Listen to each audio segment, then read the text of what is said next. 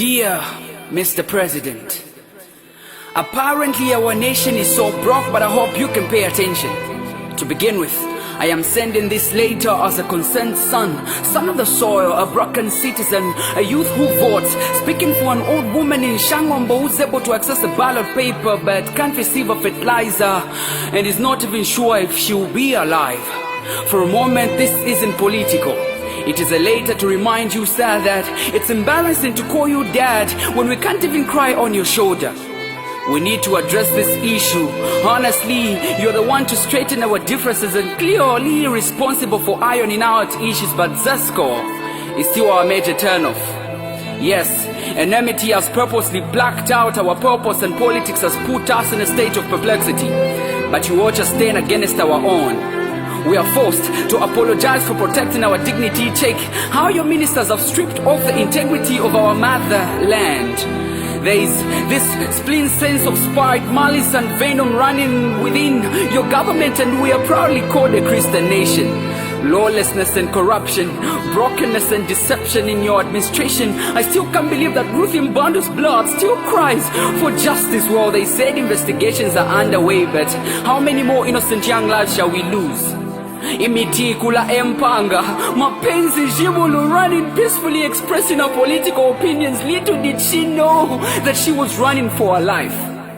And I can strongly hear the echoes of pain in her voice as she fell in cold blood, helplessly shot by the police. The state was mute. Vespers, an innocent soul with dreams, slowly losing her life at the expense of those that should have protected her, the police. It's a well-known story, but the state was silent. In fact, police called it a mistake.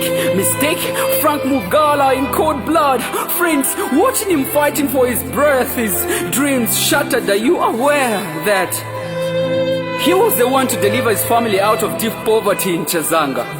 But in all of this, Mr. President, I cry that you may speak. Tell us, are we safe? Is our land safe? Am I next? Mr. President, as citizens, we have questions. Please, explain why no court proceedings have begun on suspected ritual killers who are behind bars. Justice delayed is justice denied. Out of curiosity, are you comfortable seeing our brothers and sisters being scored by the Chinese?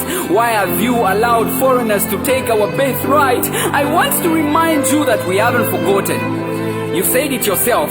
Ubomba muibalali muibala. So tell me about the fire tenders, Mukula tree, the Auditor General's report, presidential jet, university meal allowances, target missing money, the unusual bond with the Chinese, load shedding, corruption, fuel prices, youth empowerment, and the 48 miracle houses.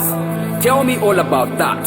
I miss those days when men, women and children had freedom of expression without fear of being arrested for standing up on what is right. As a voter, I deserve to know why your government sells code hate, resent and direct citizens. We pray and fast yet rob and distort. A father who doesn't protect his children is not wise, but you're defined as a humble man. I pray you take us to our promised land, revisit the wrongs and make it right. It is never too late to rebuild your legacy. How safe will this letter reach to you without getting cited for disrupting peace and being a threat to the nation? It appears freedom of expression and speech is only for the rich, honorable ministers, and not as provided under Article 20, Paragraph 1. For the record, I must say, we are no longer safe, but the voice of the youth shall no longer be silenced. Take this into consideration. Yours faithful, unemployed youth, Zoe the poet.